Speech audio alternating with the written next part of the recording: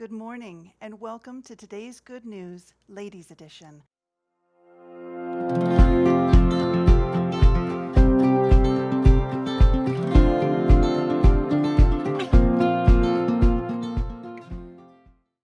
My name is Jody, and I'm on staff here at Calvary Chapel, Rosarito, and I teach an English women's Bible study every Friday morning called Sister Sojourners. As a mom, I can't tell you how many times a day I have said, "Jonathan, listen to my words." Are you listening? Jonathan, we need to listen with our ears and our hearts. Listening to God's voice and applying His wisdom to our lives is what Proverbs is all about. The book of Proverbs was designed to teach truth in a quick and easy way to understand. It was designed to capture our attention and encourage us to listen to God's wisdom. And then it gives us practical ways to apply it to our daily lives. All throughout the book of Proverbs, listen is the key word. Our verse today is from Proverbs 31, verse 2. In the New King James Version, it says, "What, my son?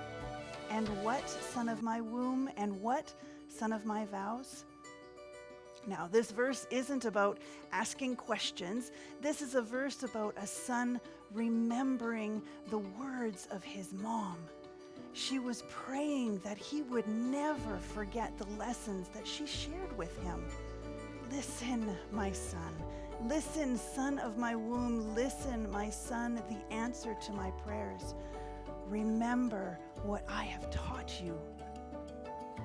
Can you hear the pleading of a mom in these words? I often hear my mom's voice inside my head. "Jody, you know what you need to do. Now go and do it." Here, he is thinking back to the teachings of his mom. "Son, what I am about to tell you is so incredibly important. Please listen with your ears and your heart. Don't forget these words. I have prayed for you before you were born. I loved you the moment I knew you were in my womb.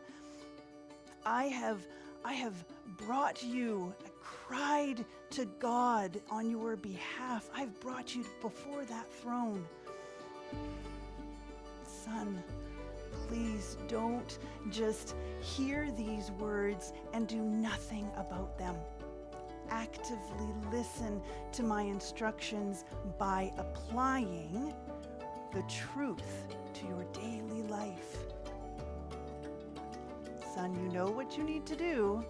Now go and do it." God is saying the same thing to us today. My daughter, listen to my words with your ears and your heart. Trust my teaching and follow my examples. When we open our Bibles, we need to be prepared to actively listen to God's word by applying it to our daily lives. It's taking action. Knowing what we need to do and doing nothing about it is pointless. We read God's word, we learn about what we are to do, we see the examples laid before us, and then we apply it to our lives. We go and do what it says. Hearing is good, but listening is putting what we hear into action. I'm going to say that again. Hearing is good, but listening is putting what we hear into action. James 1 verse 22 says, "But be doers of the word, not hearers only, deceiving yourselves. Do what it says." Sisters, God is alive. His word is alive and active, and we should be too.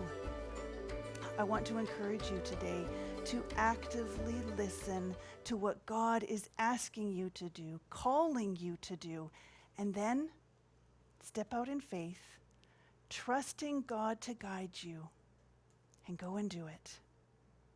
And ladies, that is today's good news.